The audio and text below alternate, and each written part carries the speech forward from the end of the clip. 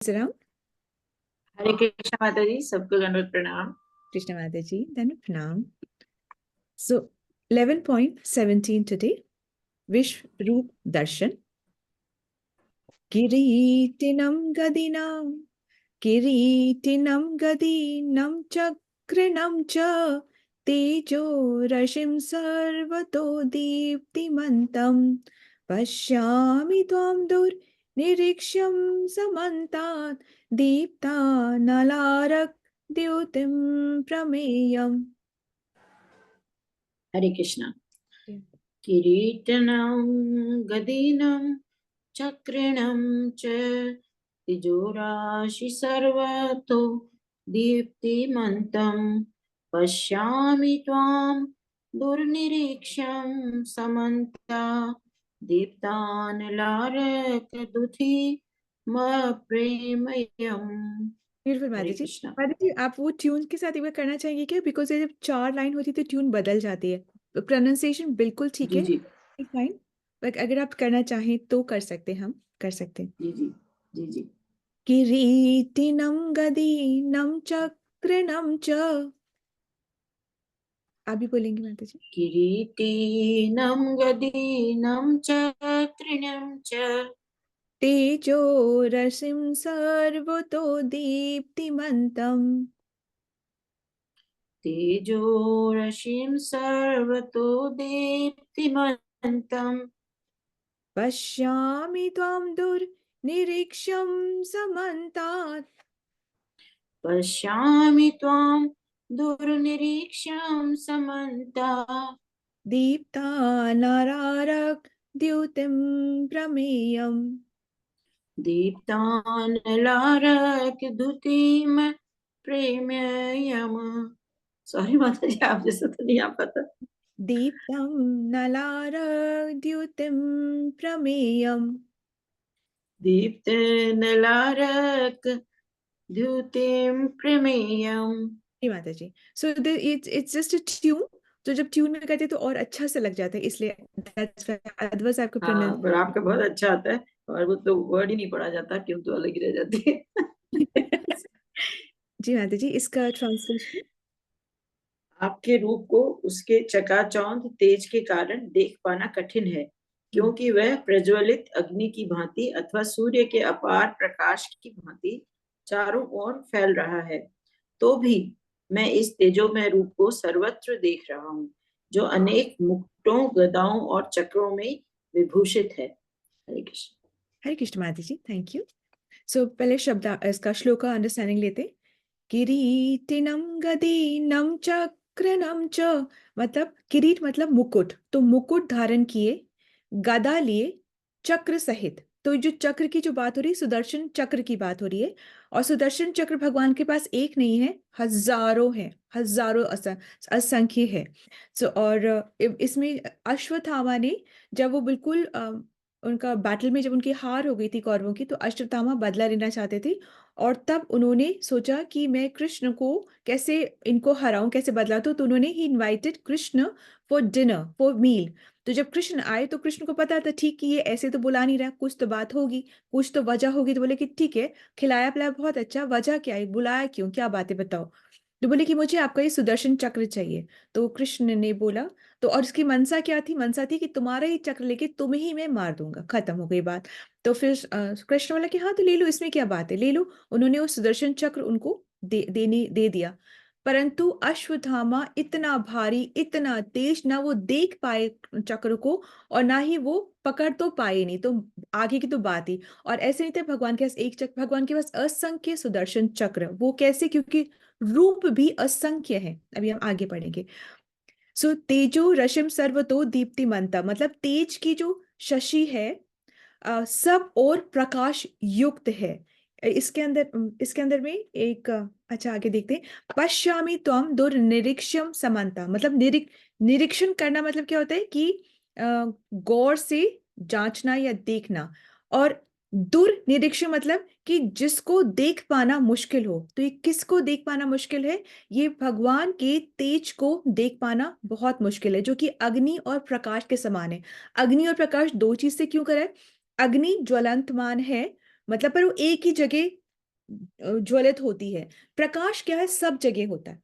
जहां आग लगी वही जलता है, फिर फैल सकती है आग, परंतु हर जगह नहीं फैली हुई होती है एट वंस, धीमे धीमे फैल। प्रकाश क्या है, तो जैसे लाइट रोशनी हुई कमरे में, हर जगह हो गई, जो कमरा है हर जगह हो गई। तो दोनों से तेज भी है और प्रकाश भी है, दोनों से।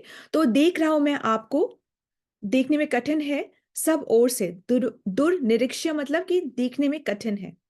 दीप्ता नलारक द्युतिम प्रमेयम मतलब प्रज्वलित अग्नि, सूर्य की कांति अनंत, मतलब जो अग्नि और जो आपके प्रकाश है दोनों ही अनंत है। ठीक है। तो तात्पर्य है कि मैं आपको किरीट मतलब मुकुट, गदा, चक्र, शंख धारण किए हुए देख रहा हूं। आपके रूप के चकाचौंध के कारण देख पाना कठिन है, क्योंकि वे प्रज्वलित अग्नि तथा सूर्य के अपार प्रकाश की भांति सर्वत्र फैला हुआ है। तो अब यहाँ पे हो ये रहा है कि अ, भगवान सॉरी संजय ने पहले ही बताया, वो संजय जो अर्जुन देख रहे हैं उसका विस्तार से बता रहे हैं। किसको बता रहे हैं, धृतराष्ट्र को, कि ऐसा प्रकाश है, ऐसा प्रकाश है। किसको बता रहे हैं, जिसने कभी प्रकाश देखा ही नहीं है ना, क्योंकि वो तो बाय बर्थ अंधा, उसको बता रहे। तो इतने अच्छे से वो बता रहे, और बता रहे कि हजारों, ऐसे लग रहा है हजारों जो सूर्य है वो प्रकाशवान हो गए। तो हम एक सूर्य को भी आंखें खोल करके जब पूरा होता है 12 o'clock वाला, हम नहीं देख सकते। तो यहाँ पे हजारों सूर्य आ गए हैं। यहाँ की सूर्य का बात यह है कि यहाँ के सूर्य में प्रकाश है, परंतु वो गर्मी और ताप नहीं है, इसलिए अर्जुन वहां पे वो खड़ा होकर के देख पा सक रहा है। और अर्जुन सब कुछ देख रहा है अब, क्योंकि उसको दृष्टि, हम सोचे इतना कुछ कैसे देख पा रहा है ये लोग भी, और तीनों लोग। अच्छा, तीनों लोग क्यों कहते हैं, तीनों लोग, त्रिलोक बोलते हैं ना, तीनों लोग। जब एक बार बोलते हैं 14 लोग, एक बार बोलते हैं तीनों लोग, तो ऐसे कंफ्यूजन नहीं हुआ कि क्यों, कभी बोल रहे हैं 14 लोग हैं, कभी बोल रहे हैं तीन त्रिलोक हैं, ऐसे कंफ्यूजन कभी नहीं हुआ। हाँ, सो बिल्कुल, तो एक्चुअली है वो 14। सात जो पृथ्वी है वो 7वें नंबर पे आता है, इसके ऊपर है और इसके नीचे है, तो पृथ्वी बीच में 7वें नंबर पे आता है। और फिर इसको ऐसे ही बोल देते हैं कि हायर प्लैनेट्स, और ये मृत्यु लोक है, और फिर लोअर प्लैनेट्स है, इसलिए पाताल, मृत्यु, और ऊपर स्वर्ग लोक, ऐसे करके त्रिलोक हो जाता है। तो और बाकी इसका डिवीजन देखेंगे तो 14 है, तो नो कंफ्यूजन। ठीक है। सो अब हम अर्जुन अपने दिव्य चक्षु से दिव्य दर्शन ले पा रहा है। ठीक है, और उसको सब कुछ भगवान की वजह से, भगवान के अंदर सब कुछ दिखाई पड़ा है। तो अब इसमें से बहुत कुछ बातें सीखने वाली हैं। कुछ बातें अगर आप मुझे बताएंगे ना कि आपको क्लियर है, तभी मैं आगे बता पाऊंगी, नहीं तो फिर ना आप और कंफ्यूज हो जाएंगे। ठीक है, तो मैं अभी कुछ पूछूंगी, आप मुझे बताइएगा। भगवान का रूप में पहली बात तो बहुत तेज है, भगवान के रूप में बहुत ज्यादा तेज है। और काफी महापुरुष ऐसे हुए हैं जो कि भगवान के रूप का दर्शन लेना चाहते हैं, परंतु उनको दर्शन की चेष्टा तो उन्होंने करी है, पर उनको सिर्फ प्रकाश नजर आया है, उनको भगवान दिखाई नहीं दिए हैं। तो ऐसा होता, ऐसे क्यों है, ऐसा इसलिए होता है कि जैसे जिसके संस्कार हैं, संस्कार क्या होते हैं, संस्कार क्या होते हैं, सिंपल। अभी जो हम आदत बना रहे हैं वो बाद में हमारे संस्कार बन जाते हैं। और जब हम, जैसे हम जब इस जीवन में जो है, जो हमें जो चीजें अच्छी लग रही हैं, क्योंकि हमारे वो संस्कार पीछे से आ रहे हैं, अभी बचपन से नहीं, मैनी लाइफ टाइम से हमारे संस्कार आ रहे हैं। कोई जल्दी उठना अच्छा लगता है, कोई नहीं उठ पाता है जल्दी, क्योंकि उसके संस्कार हैं। किसी को स्वाद आता है कथा सुनने में, तो किसी को स्वाद आता है मूवीज देखने में। क्यों, क्योंकि उसके संस्कार अभी के नहीं है, ये जन्मों के संस्कार उसके साथ चल रहे हैं। तो ये संस्कार ही अगर अब हमें कुछ अच्छे संस्कार मिल गए हैं, पता चल गया है, तो उसको हमें आगे बढ़ाना है, ना कि उसमें माया का लेप लगा के उसको ढक देना है। ऐसे नहीं करना है। तो जैसे जिसके संस्कार हैं, जैसे जिसके, वैसे ही उसको गुरु भी मिलते हैं। अगर हम चीटिंग करते हैं ना, तो हमें भी चीटिंग वाले गुरु मिल जाएंगे। अगर हम सिंसियर रहना चाहते हो, तो हमें भी गुरु जो मिलेंगे, बिल्कुल सिंसियर वाले मिलेंगे, जो कि सिर्फ अपने नाम के आगे गुरु नहीं लगाएंगे, परंतु वो सिंसियरिटी के साथ अपने गुरु की सेवा कर रहे होंगे। और यहाँ तक, वो अपने गुरु भी कोई फेक गुरु नहीं होंगे, वो भी जब देखेंगे तो पूरा जो है वो कृष्ण तक पहुंचता है। तो इस तरीके से, तो जैसे हमारे संस्कार होंगे, वैसे हमें गुरु मिलेंगे, वैसे ही हमारी समझ होगी, और वैसे ही हमारे जो हमारे जो कर्म है, वैसे भी हमारे कर्म भी होंगे। जैसे हमारी समझ होगी, वैसे तुम्हारे कर्म भी होंगे, तो वैसे हमारे कर्म भी होंगे। तो जैसे जिसके समझ होती है ना, फिर वैसे ही उसको वो चीजें अपील करती है, वैसी ही वो चीजें उसको अट्रैक्ट करती हैं। ठीक है, तो अधिकतर लोग क्या होते हैं, 99% जो लोग होते हैं वो क्या मानते हैं कि भगवान क्या है, ज्योति है, प्रकाश है, निराकार है। और वो ये सोचते हैं कि ठीक है वो निराकार है, परंतु हमने अपना मन बहलाने के लिए उनको एक शेप, उनको एक फॉर्म, उनको एक मूर्ति का आकार दे दिया है और उनको मंदिर में सजा दिया है। मंदिर में कोई भगवान नहीं है, वो तो किसी मूर्तिकार ने उसको मूर्ति को शेप दिया है, और फिर उसको पत्थर ही तो है, क्या संगमरमर ही तो है, तो क्या है, ये वाली तो है। वो यही सोच करके रह जाते हैं, वो इससे आगे बढ़ नहीं पाते हैं। ठीक है, तो ये है कि बस हमारा मन लगाने के लिए ये सब एक लाइट को एक फॉर्म दे दिया गया है, ऐसा वो लोग सोचते हैं।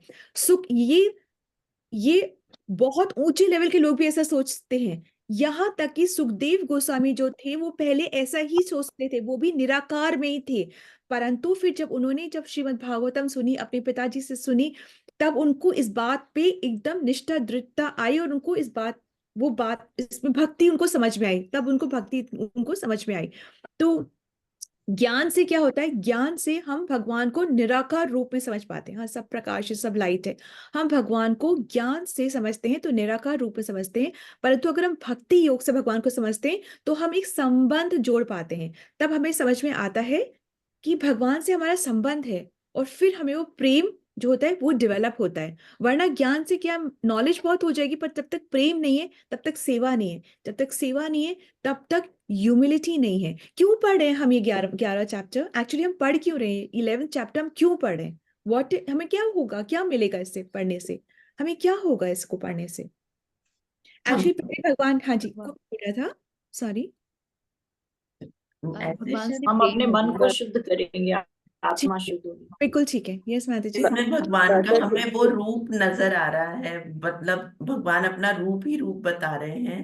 ठीक है। और क्योंकि भक्त को मतलब अगर हम कोई निराकार चीज पे इतनी जल्दी से ट्रस्ट नहीं कर पाते, तो हम्म। जब हम इतना ग्रैंड सब कुछ सुन रहे हैं तो हम और भी ज्यादा अट्रैक्ट हो जाएंगे शायद। हाँ बिल्कुल ठीक है। माता जी ऑल्सो बिकॉज हमें द्विभुजा रूप की उपासना करनी है और यहाँ पर विराट रूप है, तो अभी तो सब बहुत हमें बड़ा बड़ा दिख रहा है, बट आगे हमें समझ में आएगा कि ये रूप थोड़ा भयावह भी है।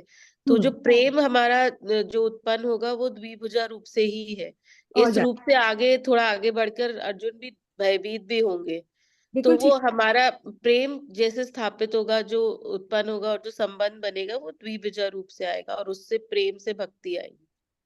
जी माता जी, सो ये भी बिल्कुल ठीक है, when you know the rest you will know the best, ये भी बात बिल्कुल ठीक है। हमारा मन शुद्ध होगा, ये भी बिल्कुल ठीक है। और अभी तक भगवान बोल ही रहे थे, अब दिखा रहे हैं, तो विश्वास अच्छा होता है, फेथ स्ट्रांग होता है हमारा, ये बिल्कुल ठीक है।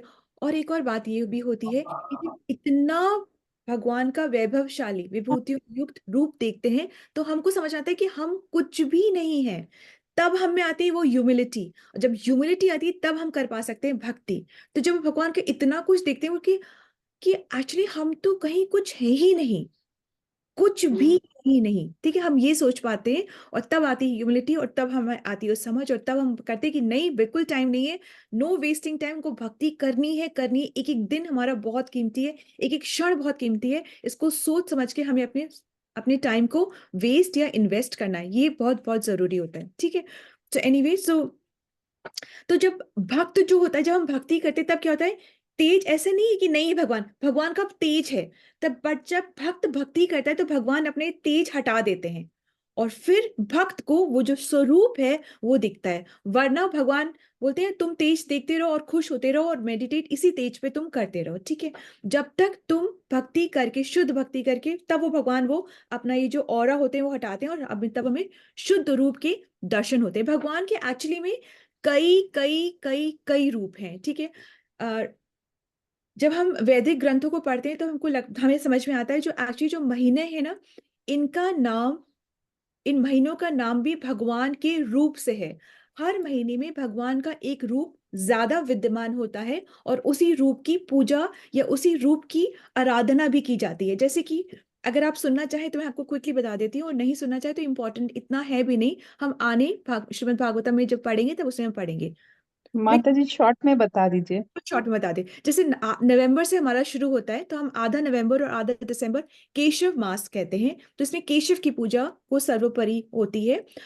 आधा दिसंबर से आधा जनवरी नारायण, आधा जैन से आधा फेब माधव, आधा फेब से आधा मार्च गोविंद, आधा मार्च से आधा अप्रैल विष्णु।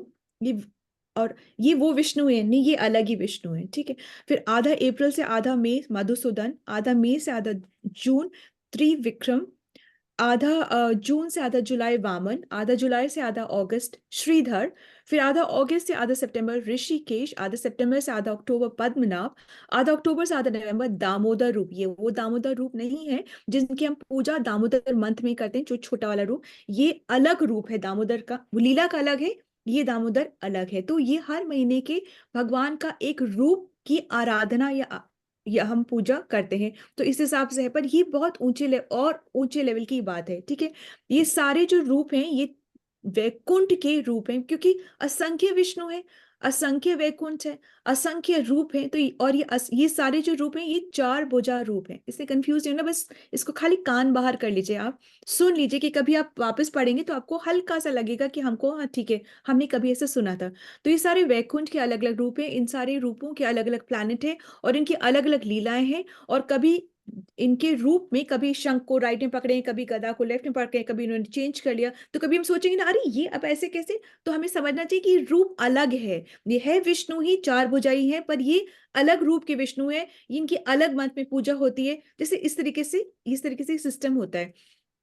तो जब हम तिलक लगाते हैं ना, जब हम ये तिलक लगाते हैं, हम आपको पता है हम 12 जगह पे तिलक लगाते हैं, ठीक है। हम अपनी बॉडी में 12 जगहों पे तिलक लगाते हैं। ये इस बुक के इधर लास्ट वाले पेज में दिया हुआ है। और हर वक्त तिलक लगाते वक्त हम एक विष्णु रूप का नाम का उच्चारण करते हैं। जैसे हम ललाट पे हम तिलक लगाते हैं तो ओम केशवाय नमः। हम अभी 2 ही लगा रहे हैं ज्यादातर, तो यहाँ पे जब हम लगाते हैं तो हम क्या बोलते हैं, ओम केशवाय नमः। हम इस तरीके से लेते हैं और यूं ऐसे लगाते हैं और ऐसे लगाते हैं, तो हम बोलते हैं ओम केशवाय नमः। और जब हम कंठी में लगाते हैं, कंठ पे लगाते हैं, ओम गोविंदाय नमः। इसी प्रकार से आप देखिएगा कि 12 जगहों पे लगाते हैं तिलक और 12 नाम बोल के लगाते हैं। तो ये विष्णु रूप के ही सारे ये नाम हैं, तो ऐसे बोल बोल के लगाते हैं।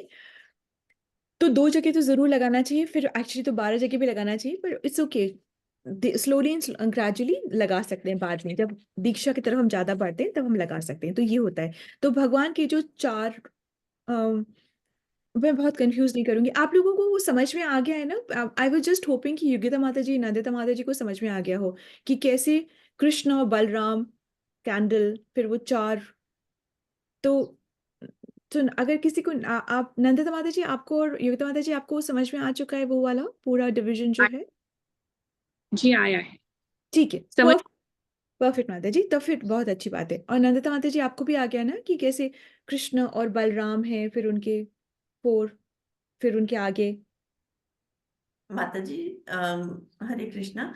इसका हाँ, ना मैंने एक चार्ट बनाया है, इफ यू वांट अपन इसको शेयर कर देंगे। बहुत अच्छी बात है माता जी, very nice. You can just share it in the group, आप ग्रुप में शेयर कर सकते हैं, तो will be very very nice. एक रिविजन होता रहता है, बिकॉज ये हमें आगे किसी और को समझाने के लिए खुद को बहुत अच्छे से आना चाहिए, तभी हम किसी और से बात कर सकते हैं, समझा सकते हैं उनको, ठीक है ना। तो ऐसे सो एक्चुअली इन सब रूपों के बारे में चैतन्य महाप्रभु ने प्रयागराज में सनातन गोस्वामी से बता रहे थे, उनको ये ज्ञान दिया था कि ऐसे ये चार हैं, फिर चार के भी एक्चुअली दो दो और हैं। पर हम उसी पे रुकेंगे, नहीं तो बहुत कंफ्यूजिंग हो जाएगा। तो पर ये ज्ञान किसने दिया था? ऐसे नहीं कि मन से किसी ने लिख दिया, ये ज्ञान स्वयं चैतन्य महाप्रभु ने प्रयागराज में सनातन गोस्वामी को दिया। तो देखिए कि कितना महान है हमारा भारत, और कितने महान है वो जीवात्माएं जो कि भारत में जिनका बर्थ हुआ है। तो it is very very very fortunate and auspicious to be born in India. पर क्या होता है, हमारी आदत होती है कि हम वेस्ट को एप करते हैं। इसी वजह से प्रभुपाद जी के गुरु जी ने उनको कहा था कि तुम वहां जाके इस कल्चर को फैलाओ और वहां से फिर हम लोग कॉपी करेंगे, ऐसा होगा। तो कितना कितना करना पड़ता है एक जीवात्मा को जागृत करने के लिए। तो हम तो क्या ही कर रहे हैं, थोड़ा मान अपमान सह लें, क्या फर्क पड़ता है, थोड़ा सा हानि लाभ सह लें, क्या फर्क पड़ता है। कितना करना पड़ता है एक जीव को दया करने के लिए, एक जीव को जगाने के लिए कितना करना पड़ता है, ठीक है। सो ऐसे तो तात्पर्य ये है कि विष्णु को हम समझ रहे हैं, इतना महान, तो विष्णु की भी सोर्स कौन है? कृष्ण विष्णु की भी सोर्स है। सो ये बातें जो है ना, ये एक्चुअली बहुत गोपनीय बात है, जो हम किसी से एकदम एकदम फिरते से सारी बातों को डिस्क्लोज नहीं कर सकते, नहीं, क्योंकि वो ले भी नहीं पा सकता। और फिर क्या होता है कि फिर वो सोचेगा इसमें तो बहुत रूल्स एंड रेगुलेशंस है, हमें क्या, हमको इतना जान के करना क्या है। तो ये धीमे धीमे ज्ञान जो होता है, ये इसको धीमे धीमे ही खोलना चाहिए। शुरू शुरू में इस ज्ञान को खोलना भी चाहिए, ये बहुत गोपनीय है, ये सिर्फ सिर्फ भक्तों के लिए। और एक्चुअली भक्त भी वो जो कि शुरू शुरू में जो भक्त होते हैं, जो कि शांत रस में सेवा करते हैं। शांत रस मतलब हम अपने आप को भक्त मान के, भगवान को भगवान मान के, बस हम उसी रिश्ते से हम सेवा करते हैं। तभी ये सब है कि हम भगवान को इतना भगवान मान रहे हैं, इतनी ऑपुलेंस, ये सब हम बात मान रहे हैं।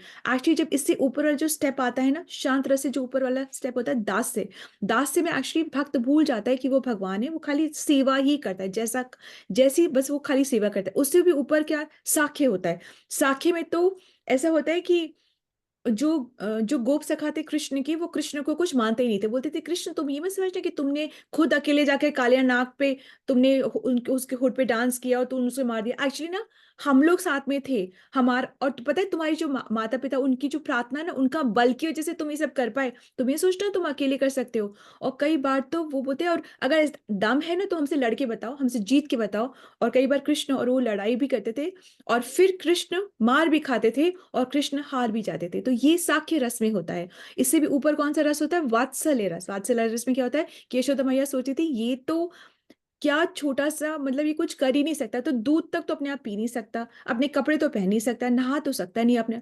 तो वात्सल्य रस में क्या होता है कि हमको लगता है कि हम ही सब कुछ करेंगे, ये तो कुछ कर ही नहीं सकते, ये रस आ जाता है। इसलिए तो कई बार इसमें अगर हम जब ऐसे करते तो हमसे कई बार त्रुटियां भी हो जाती हैं। इसलिए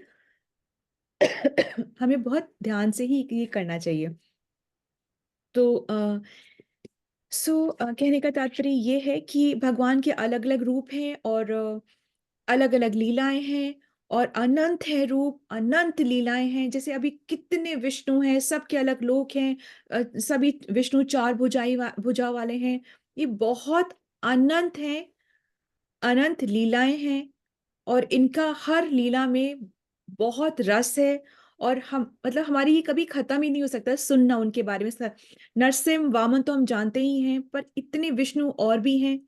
जैसे जो हर जगह होते हैं ना, वहां का एक मुख्य रूप की, भगवान के एक मुख्य रूप की पूजा होती है। जैसे मथुरा में केशव रूप की पूजा होती है, वहां पे उनके आराध्य हैं। वैसे ही जगन्नाथपुरी में श्री क्षेत्र, जो जगन्नाथपुरी को श्री क्षेत्र बोलते हैं, कि वहां पे जो जन्मा है वो तो सीधे जाना ही उसने गोलोक, इतना इतना शुद्ध है वो श्री क्षेत्र, तो वो सुनते हैं। और इसी तरीके से तो जगन्नाथपुरी में कौन है?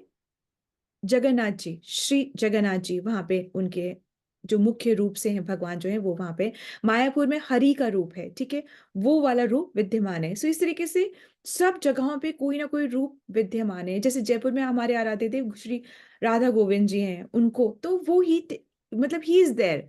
तो ऐसा नहीं कि ये फालतू कोई भ्रम है और फालतू ही नहीं भगवान, तो फिर भगवान ऐसे क्यों रहते हैं? क्योंकि भगवान ने कहा है कि मैं अर्चा विग्रह के रूप में, तुम जैसे मुझे रखोगे मैं वैसे रहूंगा, तुम जैसे मुझे रखोगे मैं वैसे, मैं कुछ नहीं कहूंगा ऐसे। तो ऐसा नहीं कि वो है नहीं, वो है, पर उन्होंने कहा है कि तुम जैसे मुझे रखोगे वैसा मैं रहूंगा। सो हरे कृष्ण, हमें क्या करनी है? हमें सिर्फ भक्ति करनी है, और बिना टाइम वेस्ट के हमें भक्ति करनी है। That's it. हरे कृष्णा। श्रील प्रभुपाद की जय। श्रीमद् भगवद गीता की जय। धन्यवाद। प्रणाम।